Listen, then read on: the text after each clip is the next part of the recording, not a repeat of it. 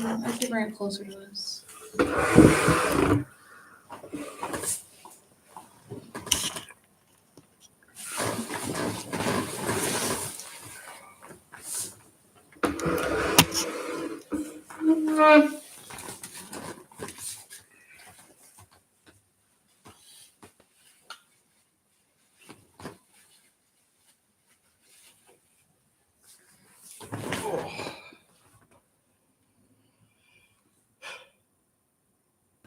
Hi, this is the Holler Horror Hour.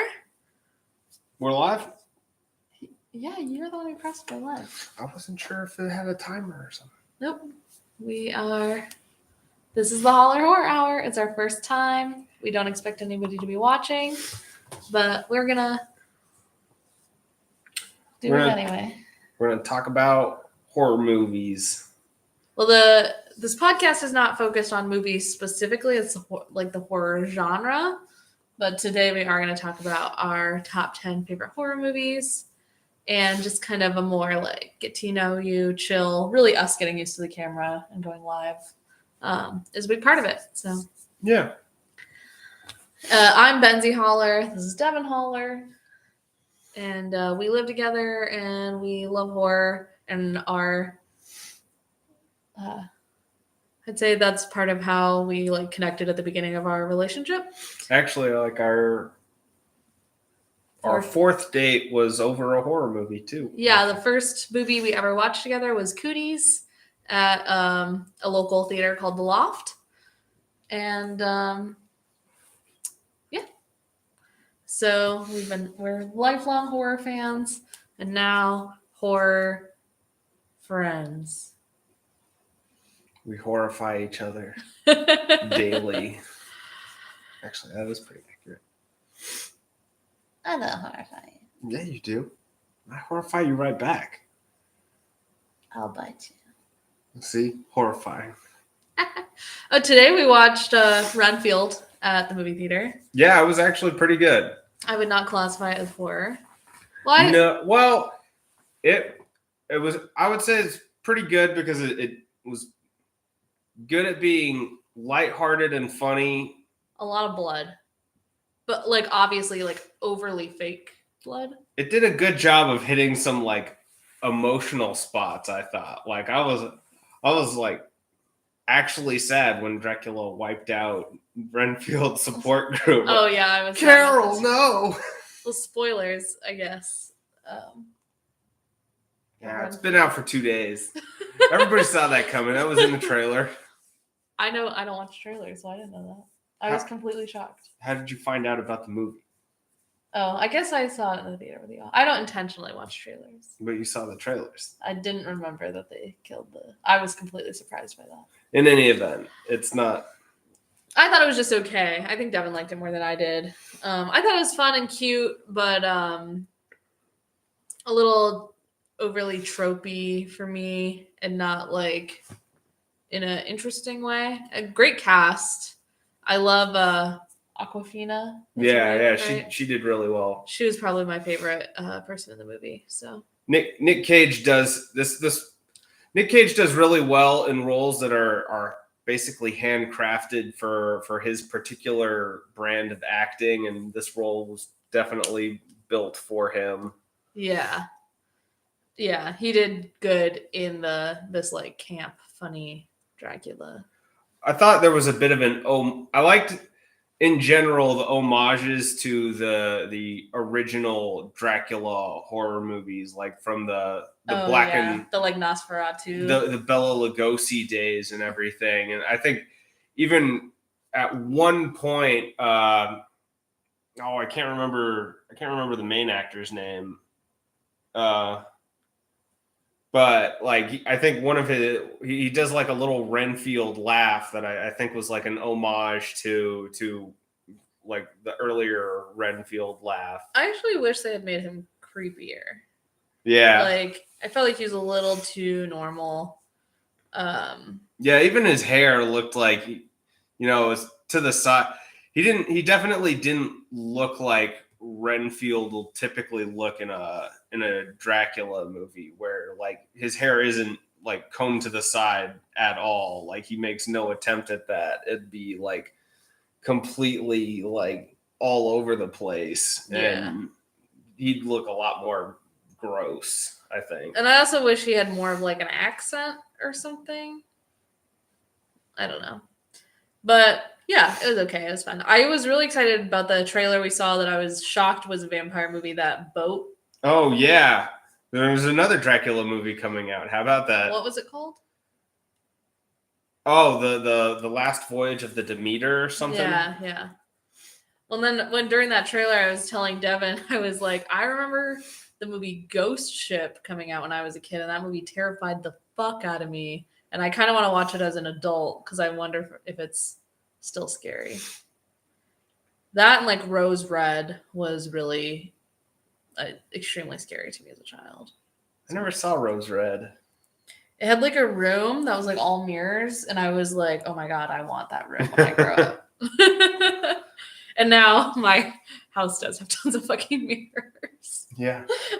This room is like 7 full-length floor-to-ceiling mirrors.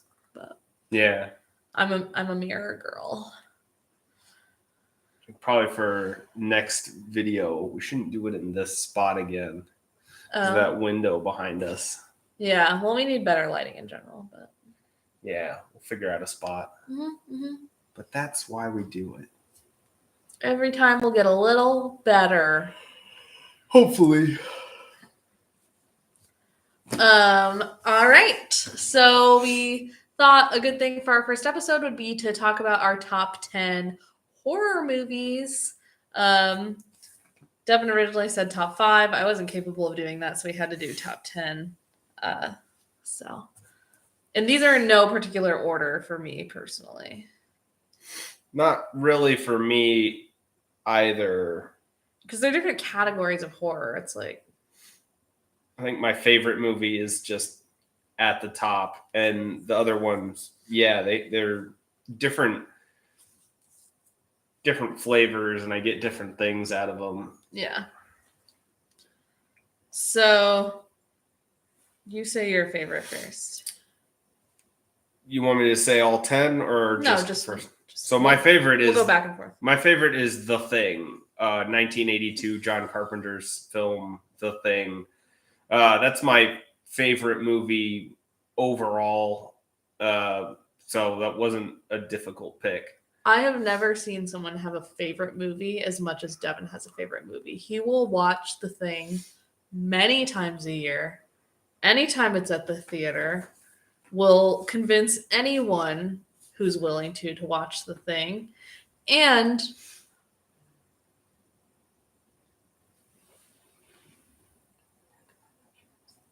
Sure. Okay. And why not? Even if we're doing like a psychedelic trip, he brings The Thing and watches it on a laptop during the trip. He truly loves The Thing more than I've ever seen anyone love a movie before. It's cute.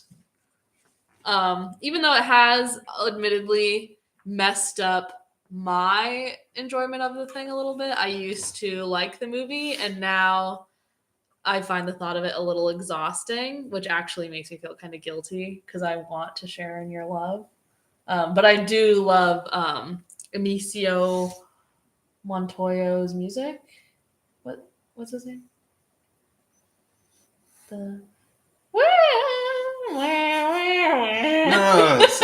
say his name again. I don't know his name. No, make that sound again too.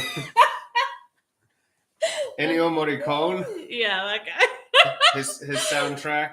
It was actually the soundtrack for that film. Like what I read, the way that soundtrack was done is John Carpenter usually does his own soundtracks for his films because I guess he's a music buff himself. But You're buff. Look at that arm. Stop it.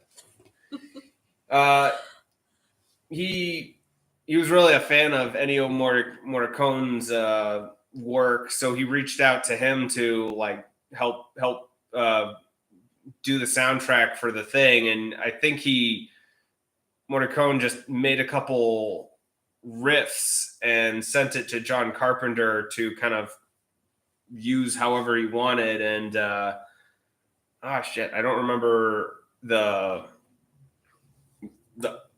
other guy's name, but like somebody else kind of like took what Morricone had given him and mixed things around and did some things to turn it into the soundtrack that it becomes in the film.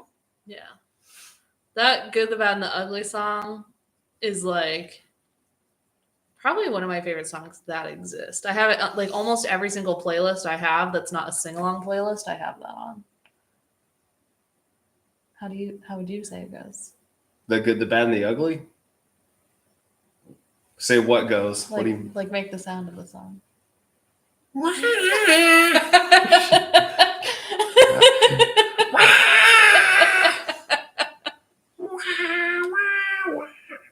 My throat's a little dry. That's why. Okay. Enough making fun of me. No, I'm not making fun of you. My top movie that I have listed, which, like I said, mine are not in an order, is Tusk. And I love Kevin Smith. And Kevin Smith said this is his favorite movie of his that he's made. And I also think like I love Justin Long's like horror movie set of movies. I don't know what I'm saying. But Tusk is perfectly funny, horribly uncomfortable. I love feeling just like I'm just like in pain the whole time I'm watching a movie, and Tusk 100% has that vibe. Yeah.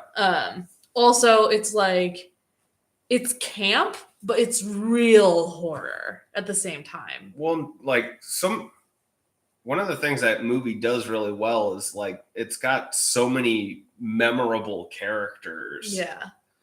Like the main crazy guy, Justin Long, obviously getting turned into a fucking walrus, and then like Johnny Depp's character even just popping up, like. And the Secondhand Lions kid. Oh yeah. I have no clue what his name is. Sixth Sense guy. Oh yeah. And their podcast, The Nazi Party, like, come on. That was a great joke, a great gag throughout the movie.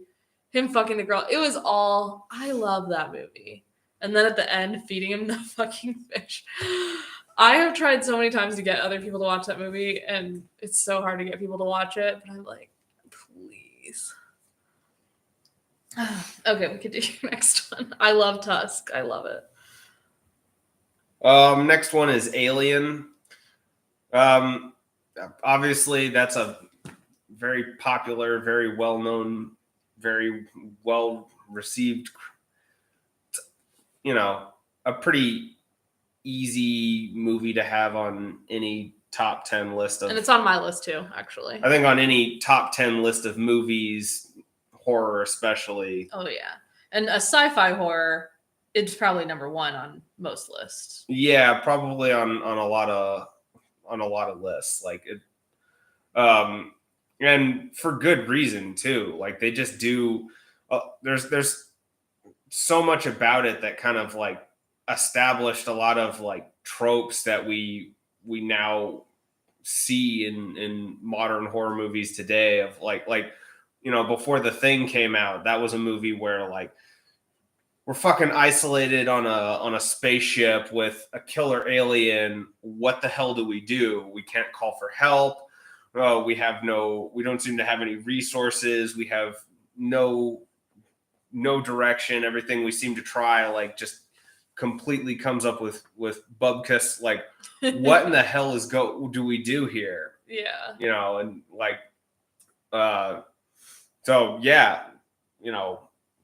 that movie's probably going to show up on a lot of people's top 10 lists for very good reason. And it's just they just do such a great job in that movie. Like when the alien actually shows up, like that's a classic movie where you don't really see a whole lot of the alien, but it makes its presence known. And like when it does pop up, it's pretty spectacular. Was that a practical effects movie?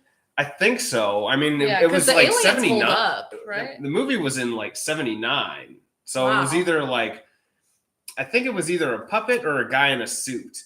Yeah. I don't remember if there was actually a puppet for that one. Maybe somebody controlling the strings for its tail at the various aliens times, look incredible though. Oh yeah. Yeah, really cool design. And of course the classic like pop out of the chest scene. Like that's like a number one like horror iconic scene of all horror movies ever. Yeah. And Yeah. that's another good one where like they really do a fantastic job with, I'd say, the sound work, because like a lot of the really like creepy parts, there's no fucking soundtrack to it. And then when the alien starts popping out, they like bring up the intense music. I was like, oh, Jesus. Holy shit. Yeah. And who did that one? Was that Ridley Scott for that one? I think it was. Yeah. Didn't he do all of them? No, he may have been involved in all of them. Ridley Scott and James Cameron. I think James Cameron was more for the second one, for Aliens. Aliens was James Cameron. Yeah. Okay. Which, I think, skipping ahead a bit, that one is also on my top 10 list. If you had to choose Alien or Aliens, I feel like they're very different vibes in movies, but yeah, if you had to, I would probably go with Aliens. I think it boils more down to what my mood is and what I'm looking for. If I'm looking for horror, definitely Alien. If I'm looking for like an action movie, Aliens. Like, I think Aliens I generally pick just because it's an easier movie to sit down, watch, and enjoy and have a good time. Yeah. I won't delve too much into Aliens because we'll get to it, but... Well, we could do it right now. Is it on your list? No. Well, like, Aliens is another good one. But I love Aliens. It is a very different vibe, though. They do a really good job of building off of what was in Alien, but without kind of rehashing all the same old thing. And like it's sort of a weird movie to think about in that like they still set up a scary setting with with multiple aliens and this team of like space marines who like are just fucking cocksure, blow everything up, and not afraid of anyone or anything. And they do a really good job of still making you feel the fear and definitely putting these Marines in like a situation where like shit, we've never dealt with this before. Yeah. And we're definitely in over our head and out of our depth now. But like,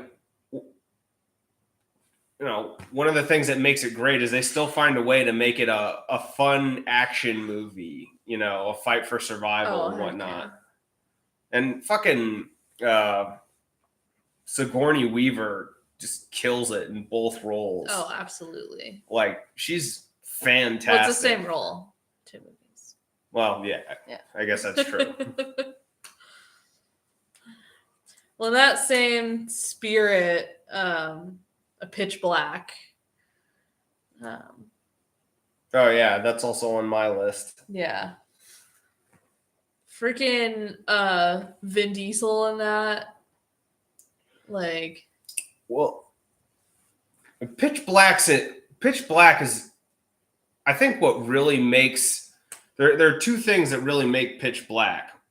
One is again the setting, like it's another movie where they're isolated on a creepy planet and they turn it into a game of like, effectively like don't step on the floor is lava, Yeah.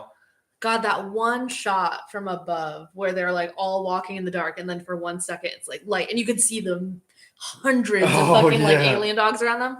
That shot, like, I mean, stands out amongst all movie shots in my mind. Like, they've got so many good shots in that movie. I mean, you know, it's kind of older, and you can tell the CGI has aged. I don't usually care that much about it because it's more. I can usually look past bad CGI if the setting and everything else going on is up to the task. And they have so many good shots. Like when the guy fucking like, wow, I guess I'm about to die, and like blows the flame. He's just fucking surrounded, and like they're all eating each other overhead, and like, oh, the fucking little bat swarm is coming out. Like they do a fantastic job in that movie of you know, just making good visuals with, you know, pretty low budget CGI. Well, I've actually never seen any other Chronicles of Riddick movies. I've only seen that one. I didn't mind the Chronicles of Riddick. I thought it was still a fun movie. The third one was kind of just a lesser knockoff. Funny enough, like Jeepers Creepers falls into very much the same boat where the original Justin Long movie. Yeah, that was another Justin Long one too, and he's in the second one too. The second one, the difference is that Jeepers Creepers 2, the second one is actually a really good movie too. Yeah. But both of those sets of movies, like the third one, just feels like just kind of a painful rehash of like the first movie. Doesn't really add anything, doesn't really do anything different, doesn't really go anywhere, and it just kind of feels like it feels like a third movie that where you know, you've been waiting for this, and it finally came like a decade too late, and like I felt cheated in the third one. Yeah. So I was like, they might as well have left it with the Chronicles of Riddick, because it actually does have a pretty like kind of creepy, ambiguous, but is it a horror movie?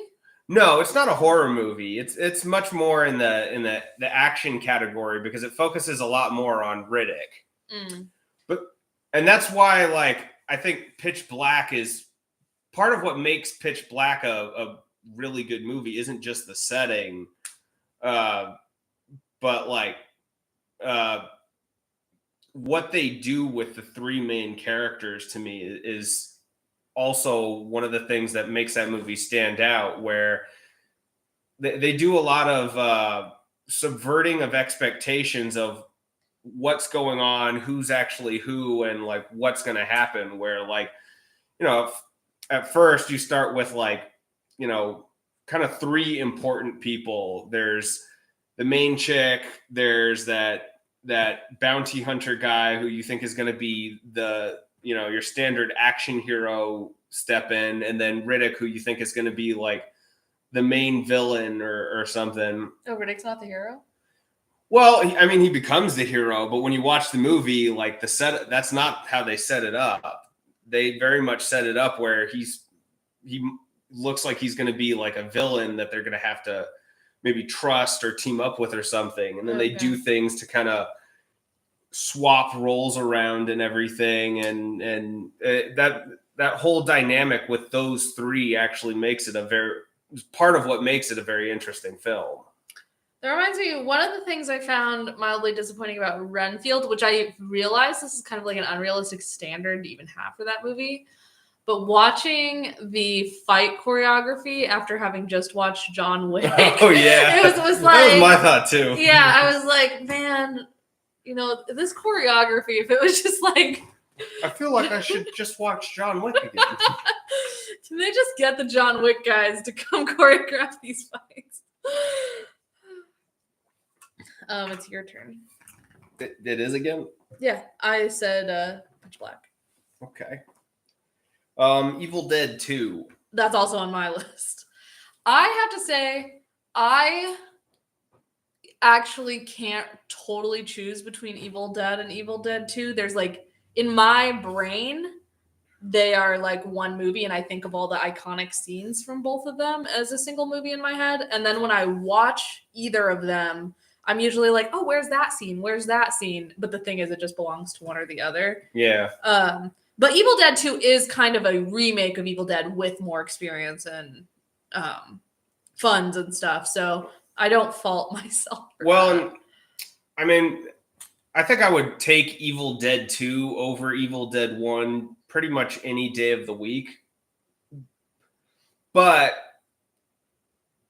you know, it's like it's not as close as between Alien and Aliens. But if I had to like think about it, if you really put it to me, like I do think Evil Dead is much more of a horror movie than Evil Dead 2. Evil Dead 2 does fall a little more on like the action side. Well, then Army of Darkness isn't even a horror movie. No, I mean it has enough horror elements where I'd say we could certainly talk about it on this podcast. But well, because we would probably talk about Evil Dead as a series, you know. I mean, we could, yeah. But like Army of Darkness, definitely, you know, it's got so many more comedic elements to it that it's you know, a lot easier to watch. It's a lot.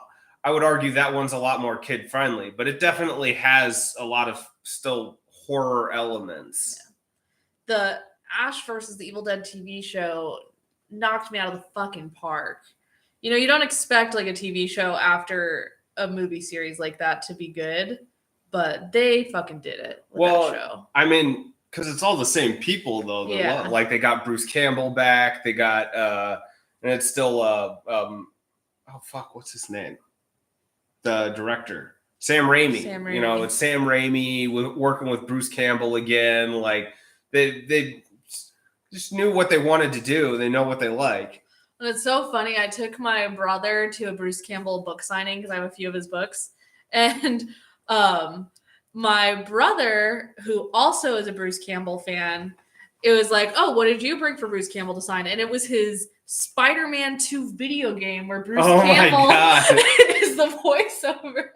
Yeah, that is really funny with Bruce Campbell because he shows up in like all. Because that's also Sam Raimi. Yeah, I know. Yeah. And those first two Spider-Mans and those Spider-Man games are pretty fucking great too. And my thing on my keychain is like "Hail to the Chin," Bruce Campbell. Like,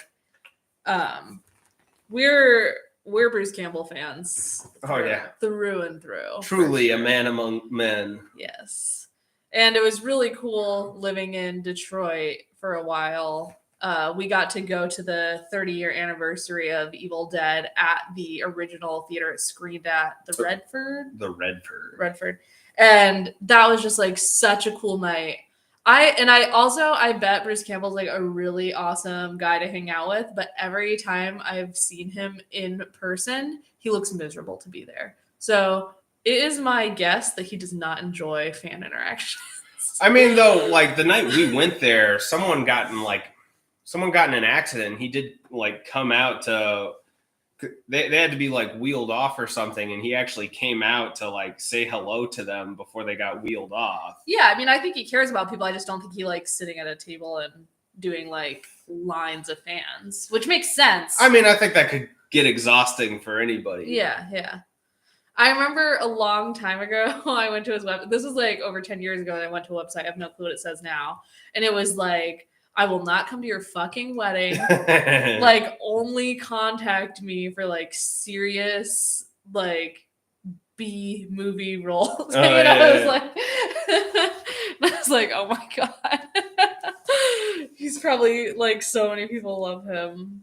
And so many fucking probably like, including us, like obnoxious nerds. You know, like there's a certain type of audience. Well, it's like that Shatner line from like Futurama when they get all the Star Trek people they have that Star Trek people like, and to think you could have immortality and you just had to put up with one really annoying fan, and Shatner's just like, let's get the fuck out of here, you know?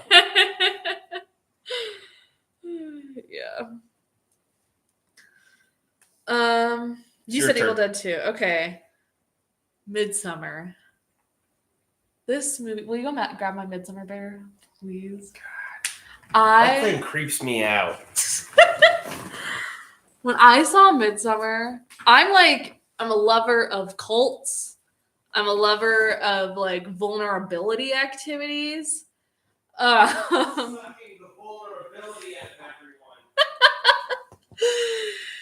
Oh my god, and a psychedelic lover. So it was just like it mixed so many of my favorite things. It was so creepy. I love like chanting. I love ritual, and it was wild because it was like a horror movie and the horrific things were happening, but also I was feeling like inspired. I was like, wow, the sets are so beautiful. I love this is my Ken doll Midsummer bear. You can see there's stitches and blood, and he's having a good time in there. I also have a bug terrarium where I just have a foot sticking out. But I've told everyone I know that if I go missing, check the bug tank. Yeah, I have pet bugs. But yeah, Midsummer just was like all my aesthetics, but when I watched it, when that scene where they're all like moaning with her and the same thing, my thought was like, I would love that. I want that to happen. But Devin has tried to do that to me, and I hate it, actually. I still think there's like a version of myself with like a group of women that could love that. But Devin trying to match my whines or moans. See, I found that I did not incredibly like satisfying. I hated it.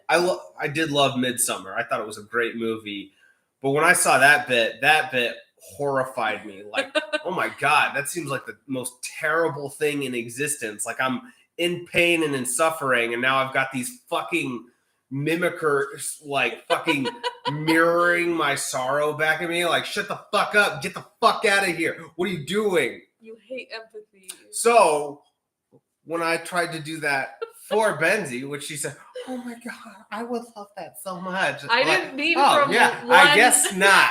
I guess not after all. There's a difference Yes, between Devin was right. one person following you around and me begging for it to stop, and and a group of women who I feel are empathizing with my suffering.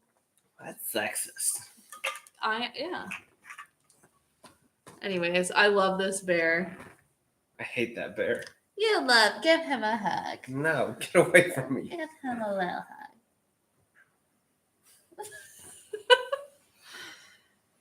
Anyways, I also She's tried to get me to dress up in a bear costume. I do for my big summer solstice party. I also have some midsummer art on the Wasn't wall going to do it too. because I've seen the movie. I know what happens to the guy in the bear suit. You just wait till I get you. I'm not getting in the bear suit.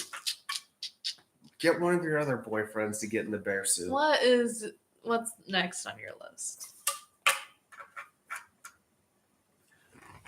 Well, is there more to talk about with Midsummer? Because I like Midsummer too.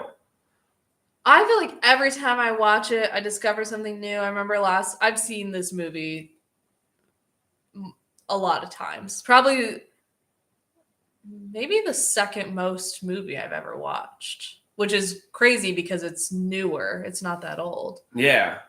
Number one, School of Rock, and I don't know if any movie could ever be watched more than the amount of times I watched that movie. But anyways, like in the last time I noticed, like the guy who looks like Sid from Toy Story, he was like they were all laying in the grass on the mushrooms, and he was like, "You guys are my family." And before I never like connected, but the word family caused Florence Pugh. She like, shoots up, and that's when she starts like running. And like I was thinking like, oh yeah, like randomness because you're just on psychedelics. But then like after many times watching it, I was like, oh, that word family was like a trigger moment.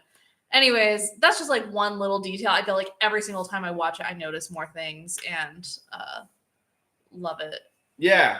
I mean, I think it's very interesting the way they kind of pick everybody off too. Like the second time I watched it, I caught things like, oh, that's when that guy's dying right now. He's being horribly murdered right now. And you can hear like the far off scream. Yeah. Like, so little details like that were very good. God, that scene with the lungs like puffing up and all the flowers, just horrifying. And it's funny because the first time I watched it, and then I told multiple people, I was like, it's not really a horror movie. Yeah, it is. And then when I would watch it with people, I'd be like, oh yeah, I forgot about that. Oh yeah, I forgot about that part. You know? Yeah, it's just like you and your favorite season of American Horror Story, which it doesn't have any supernatural elements except zombies, aliens, a fucking demon walking around, angels collecting people. But apart from all that, I remember, which is the meat of the show. Josh was one of the people who was like, you gotta watch Midsummer, like you're going to love Midsummer, Yeah. And so I finally watched it, and then I messaged him that I was like so inspired by the movie, and he texted me back. He was like, 3 edgy, 5 me, and I feel like I'll like never forget that text message. Even though I think I would have watched it no matter what, because it was like the horror movie of the year, and also I think we saw the trailer and pegged that movie as a movie for you off the bat. Oh yeah, well, and I liked Hereditary. And that Ari Aster, the director, I try to like follow directors I like, so. Yeah. Devin's not a big Hereditary fan, not a hater, but not a lover. I just think it's overrated. Yeah, but Midsummer is not overrated. No, definitely not. Midsummer was definitely well done. Next, and I guess I should note that like, I kind of just, I don't know what your process was for putting together your list exactly, but like, I kind of just came up with a list of 10. I mean, The Thing was obvious, but beyond that, it was just kind of like, okay, what are horror movies that I know and would watch again and again, like a lot. So like, The Witch is also on my list. It's kind of also a newer one though, where like it might just be one of the more recent ones that I've seen. Well, I really like that actress that's in that. Yeah, she did a really good job. She's in some other really cool stuff. But I thought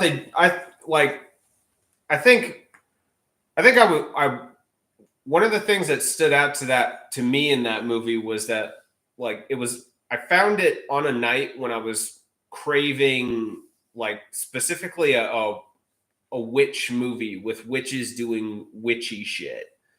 And so like that movie definitely stood out and definitely gave me what I was looking for. And it is very well done. It is very bleak. It's also another one where like they're kind of isolated out in the middle of nowhere and just weird shit's happening and nobody really knows what to do. Well, I always say the bleaker the better.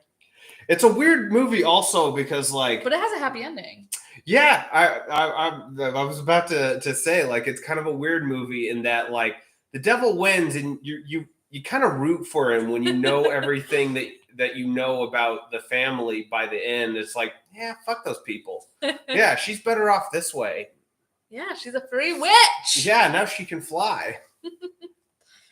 I have a Eggers movie on mine, which is the director, which is I have The Lighthouse on mine. Possibly one of my newer favorite movies of all time is The Lighthouse. The black and white. I mean Pattinson and Dafoe, they do so well in those roles too. And I just discovered this right this moment while I was Googling. You're Googling. I was middle Googling. Of a podcast. Yes. That how professional. The same director is making Nosferatu starring Willem Dafoe, coming out in 2024. It was hard to hold that back when I Googled it and I saw that. Oh, wow. I'm so fucking excited for this movie. See, and people say this is the worst time to be alive. What are you talking about? We've got a movie starring William Dafoe. Like, Robert Pattinson did fucking great in The Lighthouse, but he was clearly the weakest link there. So they made a movie with just William Dafoe Inside, now. which we haven't seen yet. Yeah. And now William Dafoe gets to be a fucking vampire. The fucking vampire. Yeah. It looks like it might also be in black and white again, too. So I hope so. Oh my God. Devin does an amazing Lighthouse impression. What?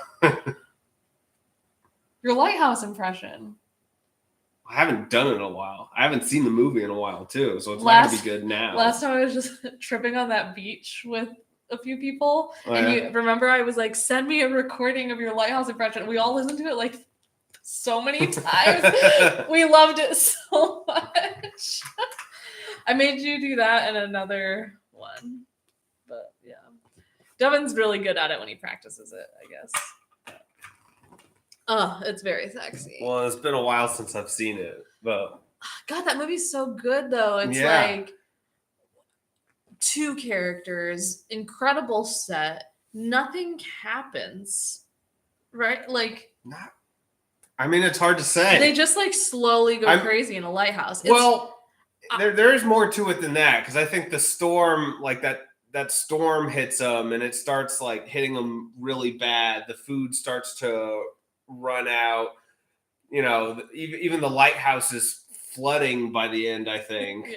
So I don't know if any of that is. I don't know how much of the movie is real. Yeah, because they're both kind of unreliable narrators. Yeah. They both see shit. He like fucks a crazy mermaid. Does he? That's what I'm saying. Like, I don't know what happened in that movie. Yeah. And I love it. And I love it. It's just another great movie with great visuals. And Robert Pattinson has like completely taken some really great roles. Like, I feel like I don't know how long Twilight is going to follow him. I think he's pretty much shaken it off at this point. I think he did a really good job after Twilight, capitalizing on like his appearance and getting some really good roles for himself that allowed him to really demonstrate that, like, no, I'm not just Edward Cullen. I can fucking act. Yeah, I think he has, but I still think when I hear his name, Twilight is my first thought.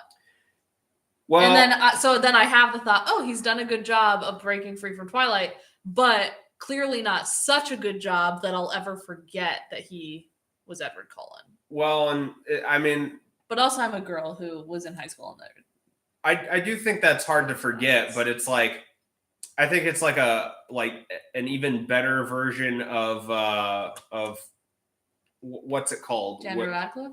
Not Daniel Radcliffe. The guy we just mentioned before from like The Sixth Sense and was that Secondhand Lions Kid? Yeah, pay it forward. Like he had a couple roles where he got famous. He kind of petered out, but when you actually look at like various things that he's done since then, he's actually had a couple roles where he's been around. Like, oh, that guy.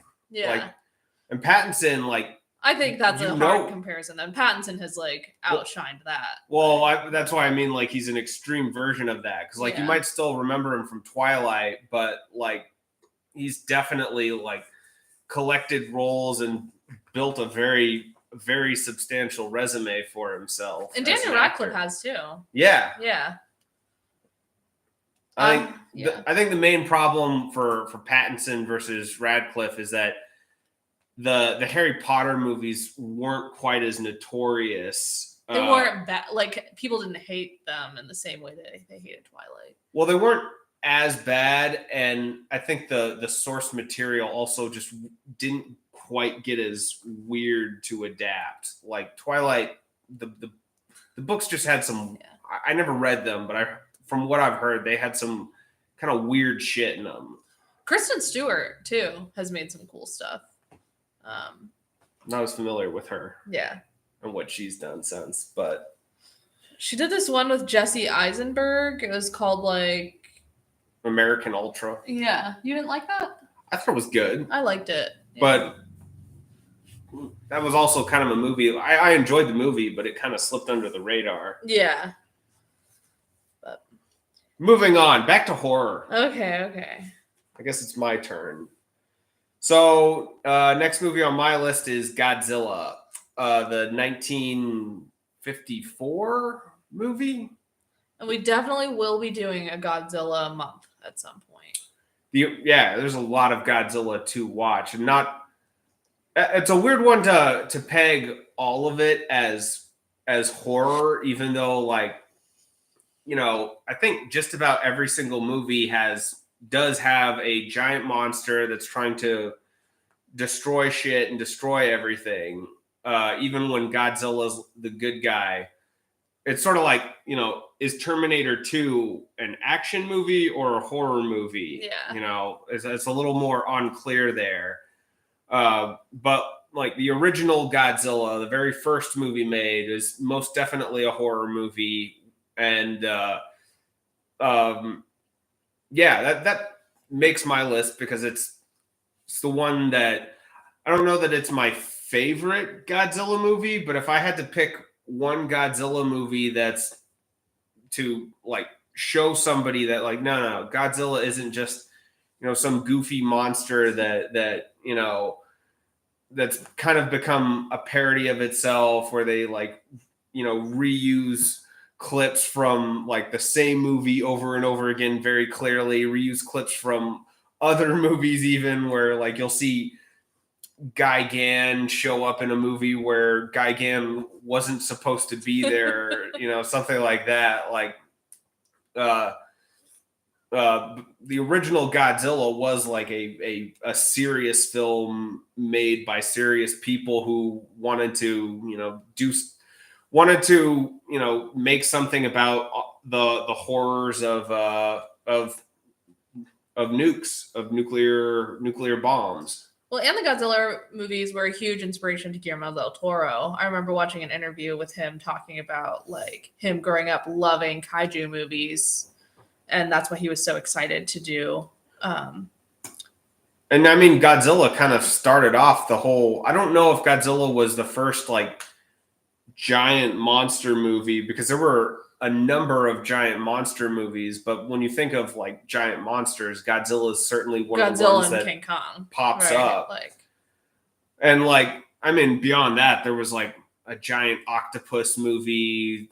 I'm pretty sure there was like a giant dinosaur movie. Yeah, but I'm saying if you're thinking of giant monster movies, like Godzilla and King Kong are like the.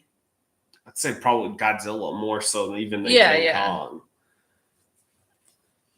But is Jurassic Park horror? Yeah, I'd say so. Okay. Oh my god. This is the one on my list that makes me cry the most. The Mist. Holy shit. That movie, I'll never forget. My cousin and I, we bought tickets. I think it was to Finding Dory. We snuck into The Mist because we were not old enough to watch it.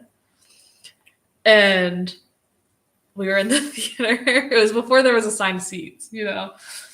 We're in the theater and that part comes. This movie's been out for so long. The very end happens and it's like revealed that it was all for nothing and he didn't have to like kill all his loved ones. And I am dry heaving, sobbing in the theater, like like way worse than that. And like snot, horrible sobbing in that movie. And my poor cousin is like, shut the fuck up. And then we leave the movie theater. I'm like, oh my God, I left my wallet in there. So we had to go back and admit to them that we snuck into the wrong movie so I could go get my wallet. Well, damage is done. But God, that movie just impacted me so hard. And then when I saw that Stephen King, because I've read the book too, when I saw that Stephen King was like, that was better than my ending, I wish I had thought of that. It was like, you know, really incredible movie adaptation. And the monsters were fucking cool. The movie was scary. The horror of humanity was fucking cool in that movie. Yeah. I like the atmosphere too. Like where like you just have these strange monsters showing up. So I do have a question though, because I never read the book. Mm-hmm. How similar is it to the movie? The book is very short, actually. So it's fairly similar. Like the religious lady is a man in the book. I thought it was way better as a woman. Yeah. I like the movie adaptation better than the book. I also like Stephen King. Stephen King chalking him one more like, damn it, I wish I would have thought of that ending. I enjoy his brain and the stuff he comes up with, but I find his writing like chaotic and difficult to read. Yeah. So Stephen King is like one of the people I'm most like when I see someone's like adapting a movie of his work, I'm like, oh, thank God, now I don't have to read that book. Yeah. And they're kind of win or lose, but he writes so much. I mean, like, how you couldn't expect someone to have that many wins with how much shit he puts out.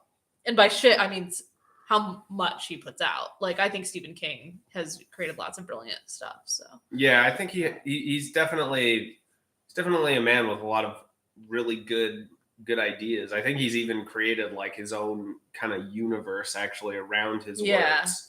And I haven't read the Dark Tower series, but that's one of my goals is to read the whole Dark Tower series. It's multiple people in my life. It's their favorite book series of all time. So I feel like I need to get around to it at some point.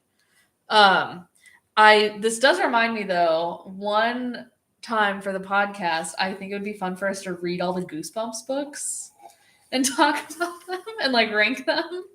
Rank the Goosebumps books? Yeah. How many of those are there?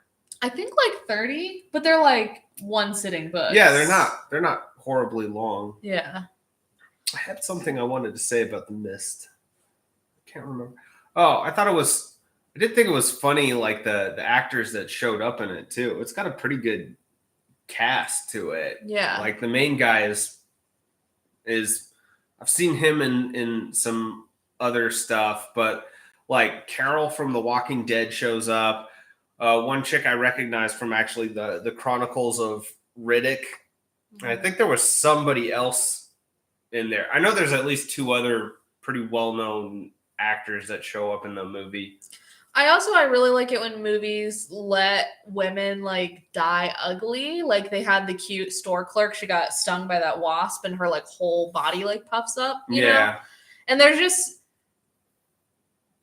there's something like I enjoy movies where like everyone's hot and everyone dies hot, you know? Yeah. But there is like something about seeing someone like become disfigured, you know, who is really beautiful that like hits. Oh my God, and that tentacle coming from under the door. That was a pretty nasty looking tentacle too. Oh my God. Props for that. I think that movie is really good. Oh yeah. I love The Mist. Yeah.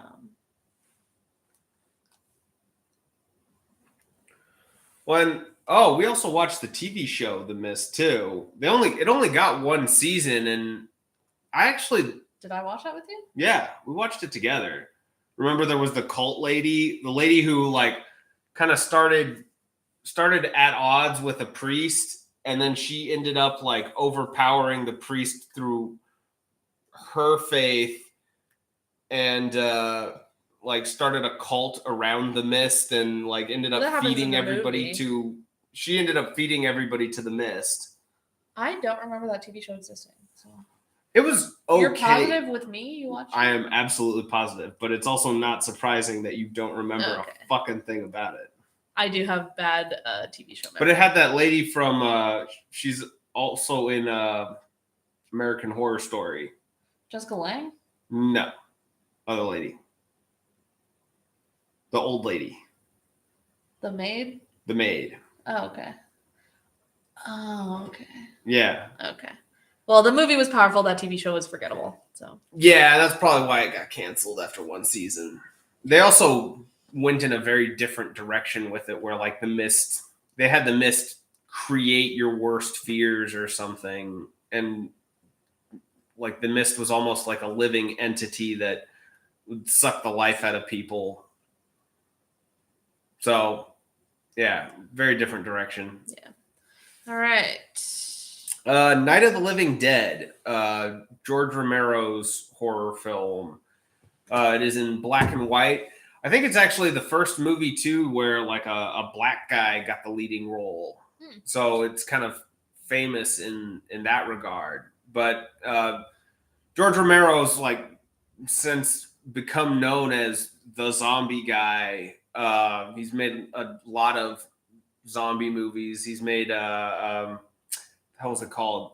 Dawn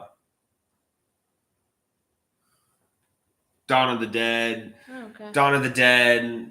I guess a bunch of other ones, but I'm not sure if I'd just be like making parody names up, like Day of the Dead, Afternoon of the Dead, Shaun of the Dead. No, he I didn't do know, that one, but that one was a fun one. A joke. But yeah, Night of the Living Dead is kind of when you think of zombie movies, whatever zombie tropes you're thinking of, Night of the Living Dead is kind of the one that you're thinking of.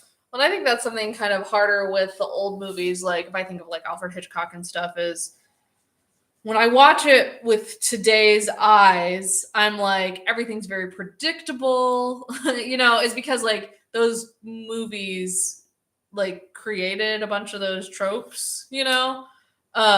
So now they feel like overdone, but like I can recognize the like genius of the time. Well, here I would still say that Night of the Living Dead still holds up over time against just about every other zombie movie. Like it does. I don't think I've seen it, so maybe I need to watch it. Yeah, you definitely should, because it's I think it's actually in like the archives as a movie that I'm gonna save forever. Wow. And it's first movie where a black guy finally got the lead role. They definitely do a lot of things that aren't super predictable. It's bleak as fuck.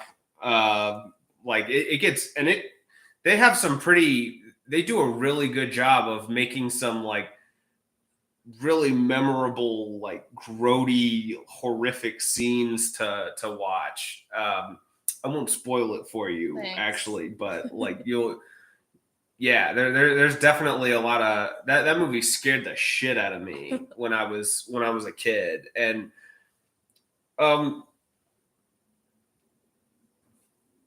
yeah, it's another one too where like they do a good job of like people are isolated, they're average folks like trying to figure out like, well, what do we do right now? Like do we just stay here? Do we try and run? Where do we go?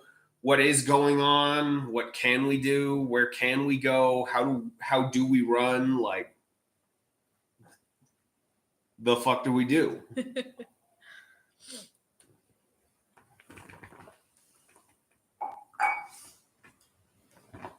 It's your turn.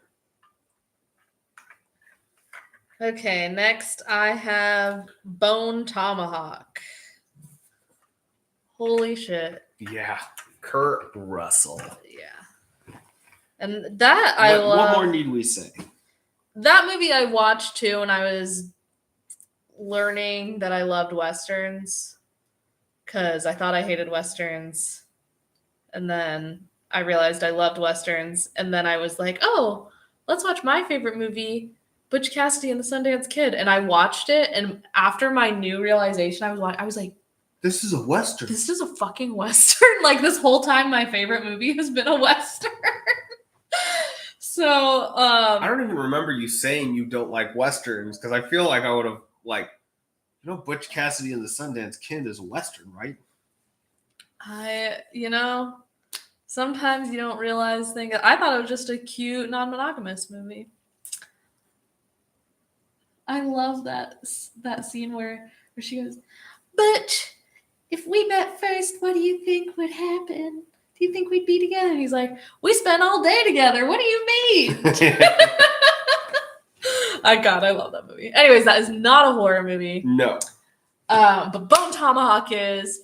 That movie is hard to fucking watch. It's got Jack from Lost, which I was a huge Lost fan. And he's a major asshole in that movie too. Oh yeah. And then obviously Kurt Russell. Can't remember any other actors' Patrick names. Dempsey. Old Chicory. I can't remember the actor's name for fuck's sake, but he's he's super famous. Yeah, and the way they were like they like installed things in their fucking trachea. Yeah, the whistle, the throat whistles and shit. Like, why would you even do that to yourself? Yeah. When they fucking split that guy in half, holy shit! It's like, ah. Yeah, that movie like made a fucking wishbone. Like that feeling the whole like time. Just right there too. Like, you're not even gonna put a blanket down to collect that shit. Like, God. Well, in that movie, I feel like gives me the same internal like body reaction as Tusk, but without any camp. Yeah. Like that movie is serious the whole way through. Well, and that's another one where like the characters, I mean, I think for a lot of the ones that I'd peg as like the really good movies, it's the characters that really do it, that really make the movie. Yeah. Like, you know, Kurt Russell and his dynamic with Chicory and fucking even, you know, what's his name? Jack from Lost and like Patrick Dempsey's character and like how they all kind of play off of each other and they've all kind of got reasons to like really not want to be on this mission with each other. And they kind of all know that like, well, shit, we got to go after those people. We can't just leave them for dead. Yeah. But with this group, we're fucked. we're literally walking into our death. Jack from Lost has not escaped his acting. Oh, yeah. Hey, he was in Speed Racer. Maybe we should call him Racer X from Speed Racer. I did like Speed Racer.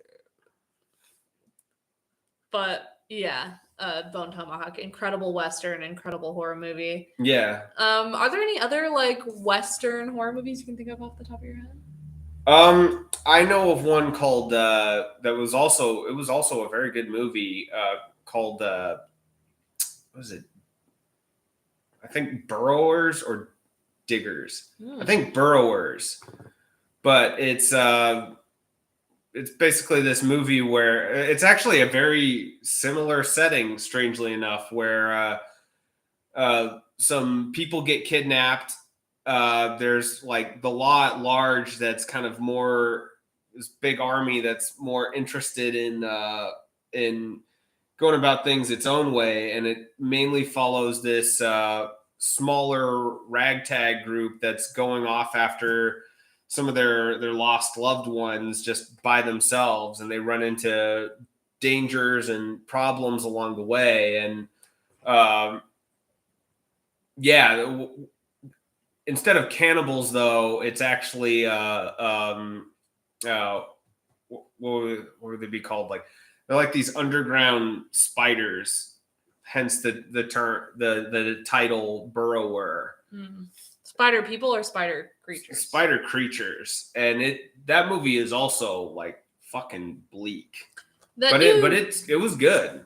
The newer Jordan Peele movie is kind of a Western, too. Is it? Yeah, I can't remember the name of it. Nope. Yeah. Nope. Yeah, it's like set on a ranch. Everybody's wearing cowboy hats. So. What other horror westerns are there? This isn't necessarily a horror, but I'd pitch it. I'd pitch it in the category, but High Plains Drifter. I haven't seen that. You have. We watched it together. It's got Clint Eastwood, and basically there's this town out in the middle of nowhere, and Clint Eastwood kind of rolls in his standard Clint Eastwood fashion. He's just kind of a drifter that comes in. Some people try to fuck with him, and he just blows them away because he's Clint Eastwood. The town approaches him. The town leadership, mayor, and some other guy approach him like, "Hey, so here's the deal. We've got a couple of like guys that we kind of railroaded into like getting sent to prison a long while back. They were assholes, but they're due to be released now, and we're worried that they're gonna fuck up our town. So we'd like you to hang around as the sheriff and, you know, deal with them. We'll give you whatever you want in the meantime. And so Clint Eastwood takes it up.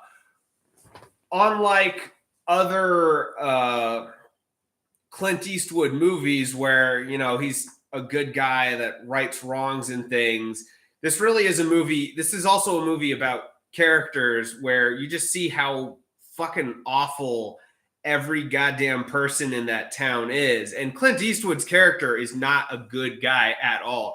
He's a complete monster. Like he terrorizes everybody in the town. He just tears shit up because he feels like it. He like changes the sign so that it says like "Welcome to Hell" and everything. And like it's just a movie almost entirely made up of just bad, monstrous people. But I would submit that as a horror movie. I have zero recollection of this movie. Well, we can watch it again. It's also another one with a very memorable soundtrack. It's got like a creepy ghost movie type of soundtrack to it. If anybody ever watches this podcast, comment some horror western recommendations. There's got to be some others. If we come up with ones, we'll feel free to blurt them out. Okay. Your turn. Is it my turn? Yeah, I said Bone Tomahawk. That goes on this whole conversation. So my next two are kind of early 2000s kind of action horror movies, I guess. But next one on my list is Doom from I think 2005 with The Rock and Carl Urban. I don't think I've seen that. I'm pretty sure you have. I feel like this has happened multiple times now. You forget movies all the time, but when we watched Breaking Bad, I was shocked when Gus died, even though I had already seen the entire show. Well, we already went over your favorite season of American Horror Story, which you now remember all the weird shit. Well, yeah, because you remind me every freaking. And you now remember that Gus dies in Breaking Bad. But Doom is actually one that's probably not going to show up on many people's list of top 10 horror movies. It does fall a little bit into the action movie type of genre, but it's basically a movie. It's basically a movie about a bunch of space marines that go out to an isolated Mars colony / research facility. They encounter monsters and end up in a same deal as Aliens, where they kind of end up in a situation where they are in over their heads. And I generally just enjoy the movie. I like the board game. A lot of people hate on it because it doesn't really follow the games very closely. It borrows some similar beats here and there, but for the most part, it is not very similar to the games at all. This movie kind of becomes like a zombie virus movie, whereas the games are much more of like demons coming from another dimension and attacking our plane of existence. So a lot of people weren't happy about that, and the teleporter isn't really. The teleporter is a big deal in the games.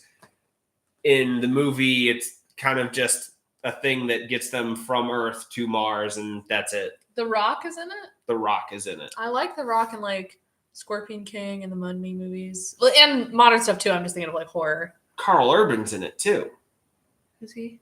Trying to think of. Oh, The Boys. Oh. Yeah, the main guy from The Boys. Okay. Carl Fuckmothering Urban.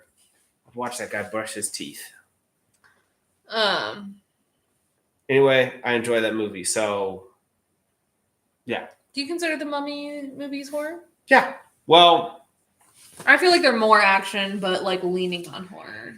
Yeah, I think the farther along they get, the less horror they get and the more they kind of just become action adventure movies. The second one, The Scorpion King is horror just because the CGI is. well, the Scorpion King isn't a horror movie at all. But it's in the Mummy universe. Yeah. But I remember there's a part where he like breaks down into like 100 scorpions, and when I was a kid, that freaked me the fuck out. Or is that a different movie I'm thinking of? I think that's a different movie. They're all mixed in my head. Maybe. I don't remember exactly. Okay. 2 left. Well, it's your turn. The Ninth Gate. This movie contributed to my sexual awakening. Them fucking in front of that burning castle in the background.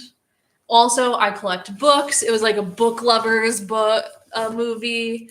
Fucking like creepy tarot stuff.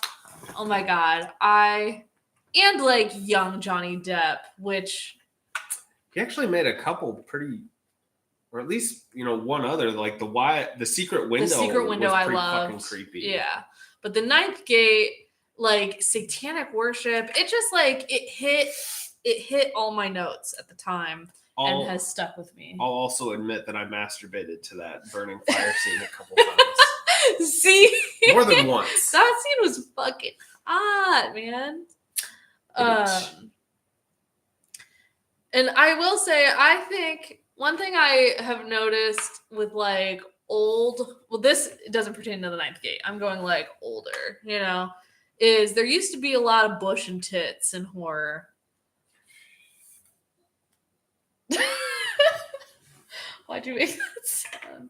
There did used to be, and they got rid of it. Bush and tits? Yeah. Was there bush? Oh, there was bush. If you say so. It was kind of a but trope, the Ninth though, Gate was like, very sexy. Chick takes her top off and you see her tits. She's about 10 seconds from death. But you did see her tits. Yeah. But yeah, in the Ninth Gate, I just Poor remember devil. him running around trying to solve this. One of the pages was fake. Like that movie was so exciting to me every moment and very sexy. Definitely just like all the childhood things I needed to wake me up were in there. There's actually a number of movies on these lists that I'm thinking about it now. Like, how could I have only watched that movie once? Like Ninth Gate is definitely one. I've seen that one multiple times because I also was like touching myself to that movie as a kid. Yeah. Well, I saw the one scene a couple more times. Okay. But like the movie as a whole, I've only seen one time, and I liked it. You should rewatch it as an adult. I definitely want to do like a movies now that like scared us as kids. We should probably make it a point to like watch all 10 of our movies on these lists. Yeah, I will say though, the Ninth Gate didn't scare me. No, the Ninth Gate wasn't as. I mean, there's a bunch of movies on this list that didn't. I mean, let's see here. Which ones? The Thing scared the shit out of me when I was a kid. Alien scared the shit out of. Not quite as bad, but it scared me when I was a kid. Evil Dead 2, actually, I think I was just old enough where Evil Dead 2 didn't scare me when I was a kid, and I'd already seen I saw Army of Darkness first. Oh, okay. So I was kind of in that mindset. I actually got in trouble with Evil Dead 2 because I saw Army of Darkness first, I just assumed, oh no, Evil Dead is going to be like a comedy movie, just like Army of Darkness. And like I kept trying to watch it and insist with like my mom that like, no, it's a comedy, I swear. But it just got worse and worse. And it's just like, no, this is horrible. I can imagine that. Pitch Black scared the shit out of me. None of these movies actually scared me as a kid. The Witch didn't, because I saw it as a grown-ass man. Night of the Living Dead scared the shit out of me. Aliens did not. Godzilla actually did not. Doom? No, Doom didn't scare me as a kid either. It scared the fuck out of me as a kid. I couldn't close the bathroom door for like weeks after that. I saw it closer to like I think at some point in high school. I just watched it on like YouTube actually. Oh, okay. No, I saw that when I was really young. Yeah, I didn't see that when I was really young. Like I said, I mentioned earlier, Rose Red really scared me when I was a kid. The thing with both of us is we were really allowed to watch anything. We weren't really, well, like you said, your mom got upset, but for the most part, we watched like adult movies. I had as a kids. father that made up for my mom's lack of intestinal fortitude. Yeah. So. Yeah, he's the one that showed me the thing. It's like, here, we got the thing on VHS. We're watching this, and I was like, I think I was like younger than 10. I was like, oh, what the shit is this? You know what movie would have been on my list for a long time that I forgot about is Skeleton Key. Oh, yeah. I loved that movie for years. I loved that movie. You love the ending, too. Oh, yeah. It's like, yes, they win. The bleaker, the better, baby. Was it bleak, though? It depends which character. The being trapped in your body and unable to speak kind of thing is like, that's pretty bleak. You know? Being like stuck alive and unable to like express what's happened to you. Yeah, that's pretty fucking bleak, I think. Yeah. Love that movie. And also I have like a thing for like eternal life concepts because that's my dream. Yeah. Okay. What else do you have? I have one more. Lighthouse didn't scare the shit out of me. No, none of them did. Didn't. Bone Tomahawk didn't. Alien, I said. Pitch Black, I said. The Mist didn't. So yeah, none of those scared.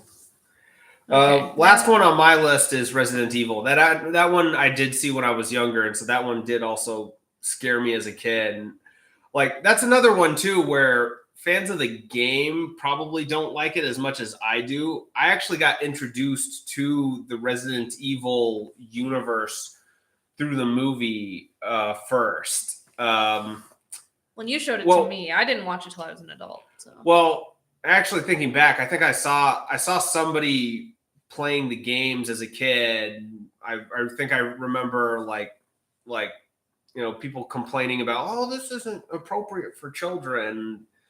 And then I saw the movie later and got introduced to the genre. And I actually really like the movie. People kind of shit on it because like it doesn't really follow a lot of the same stuff from the games.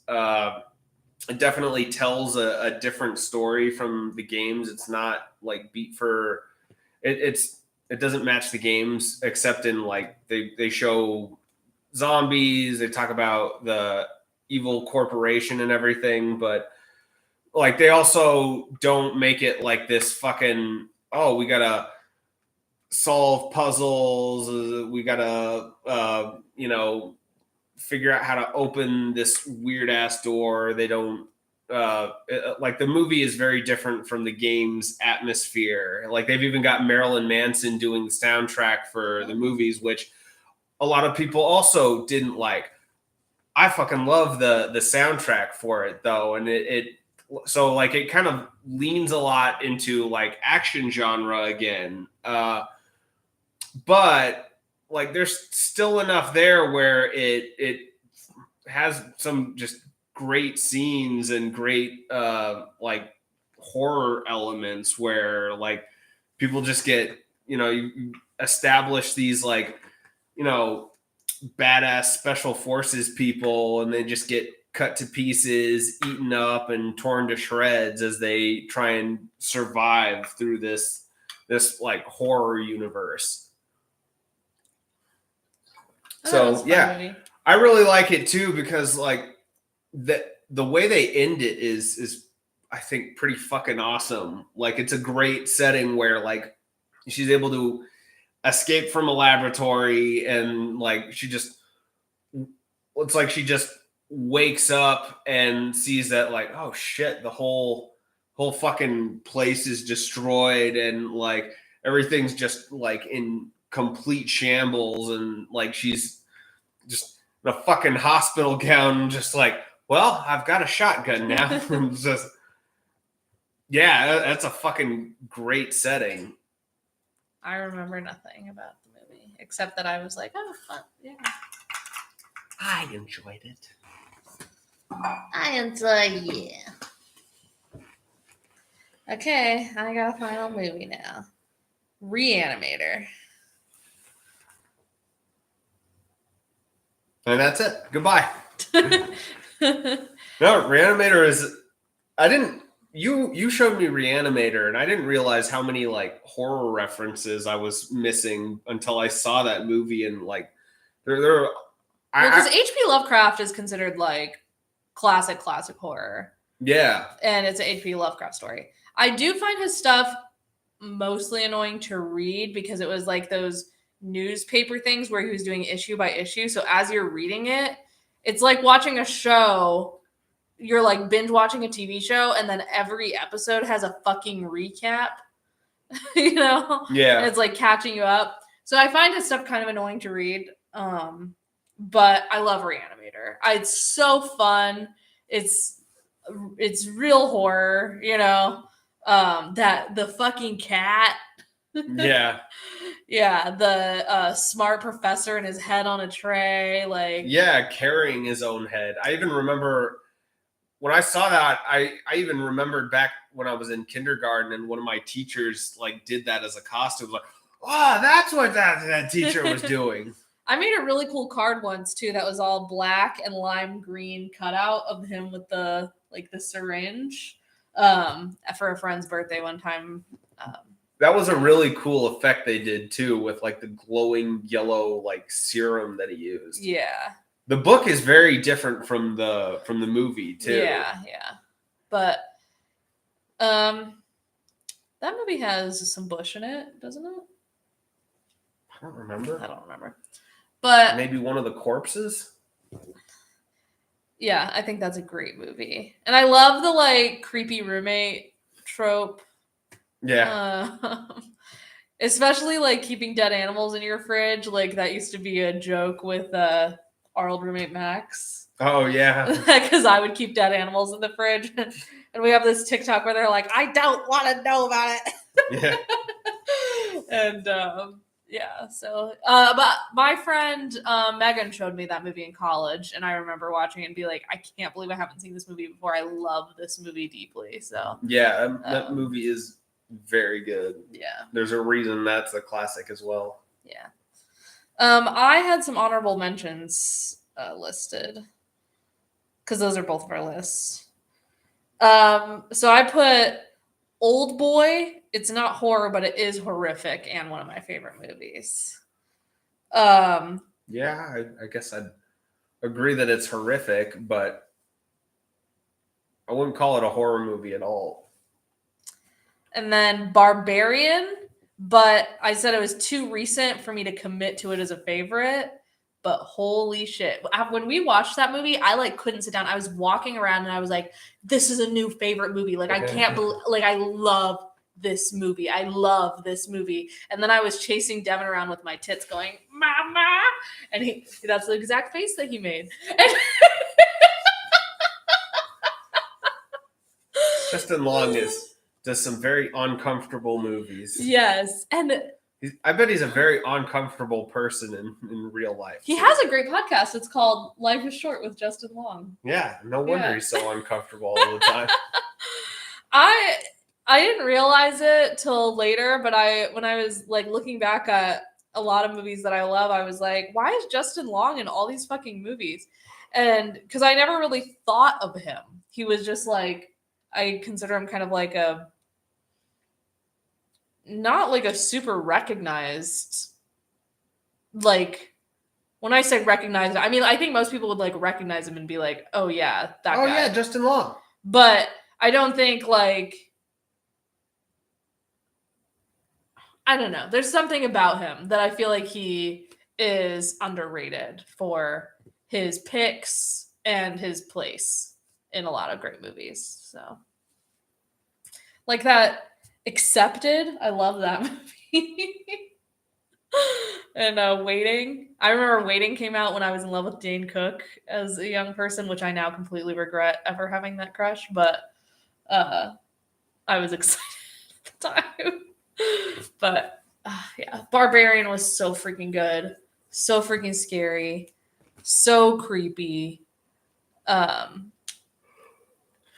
Yeah, and I love how in the beginning of the movie, if you haven't seen Barbarian, please like exit right now. Not that anyone is watching, but how they like trick you. I'm like, oh, is it gonna be like the wrong? Like, is this guy gonna like draw her into this Airbnb and he's gonna do shit to her? You know, like the completely unpredictable what was gonna happen. So, Barbarian's great, but like I said, it's too new. I feel like I need to see how something like sticks to me to claim it as a favorite. Do you agree? Yeah.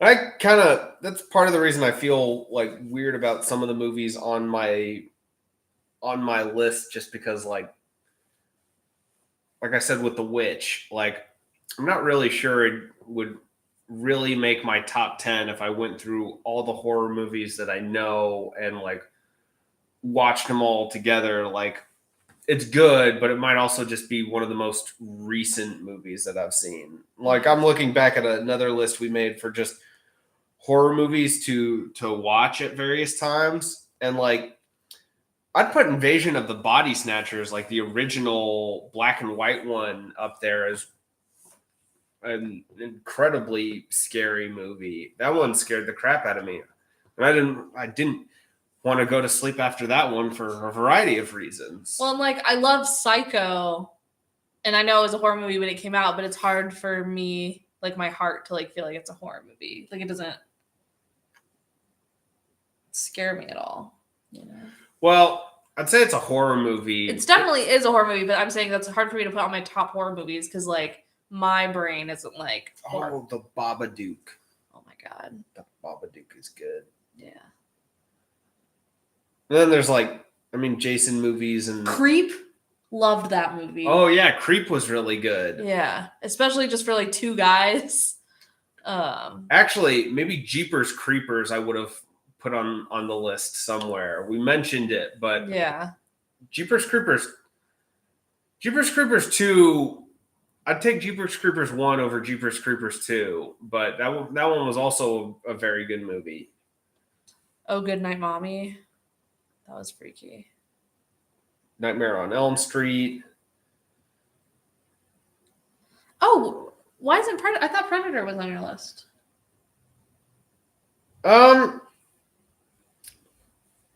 Predator just ends up not being one of my favorites. Predator, though, Predator should go on this list, though. Because Predator is actually, it took me a while to realize, like, how does Predator fit in with the horror genre? Because it is actually kind of a weird movie to think of as a horror movie, because it has Arnold Schwarzenegger and he kills the alien at the end as expected. But like the epiphany I kind of had where I realized why it actually became a classic horror movie, why it sticks with people, is because it has Arnold Schwarzenegger in it with the, again, any movie you look at, I think, with the ultimate, group of badass Marines and everything. I don't know if Aliens set this up first or if Predator was one of the earlier ones to do this, but what makes Predator unique as a horror movie is that it starts with, it had to be someone like Arnold Schwarzenegger in that role. Either him, Stallone, maybe Kurt Russell, but you needed somebody who like really sells as a, standard action movie hero that goes in, just blows everybody away easily. Like he looks at them and they just, instantly get a bullet in them. Like one of those guys who can, you've seen action movies where they mow just people down, destroy buildings with their fists and crap like that. And then you put them with a group of, super soldiers and just show them doing, usual Arnold Schwarzenegger stuff, and then you introduce the Predator, and you have the Predator just pick all of these. Carl Weathers is a fucking badass as well. He's in fucking Rocky, for Christ's sake. And the Predator just picks him off, picks all of these tough guys off, and it has Arnold Schwarzenegger fucking crawling through the mud for his life, like, oh my fucking god, Jesus Christ, like the Terminator is like fucking crawling to try and survive for every inch that he has, he's fucking hiding in a ditch somewhere from this fucking alien. Like, that is what makes it a horror movie. Like, and it had to be someone of Arnold's caliber, or like Stallone maybe could have sold that in order for it to be a horror movie. And then when you have them, like, you have, we're gonna battle with fists, and like the usual setup for that is, Arnold Schwarzenegger is just gonna beat the fuck out of him. No, not in this movie. That what makes this a horror movie is that the Predator beats the living shit out of him, kicks the fuck out of him.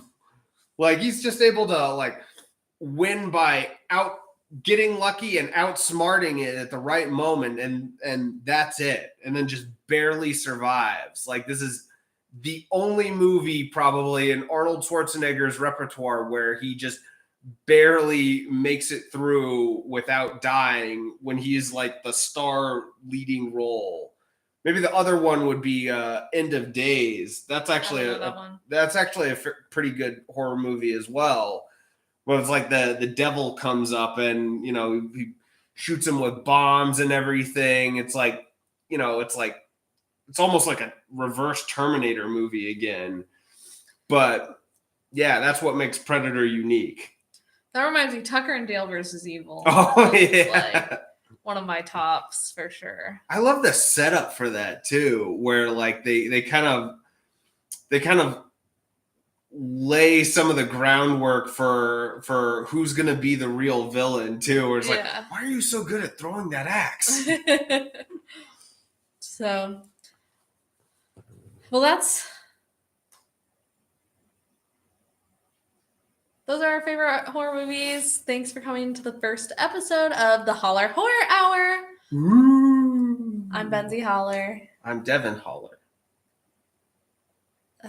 Goodbye. Have spooky dreams. And subscribe. Good night. Sleep tight. Don't let the Babadook bite. Like and subscribe. And comment.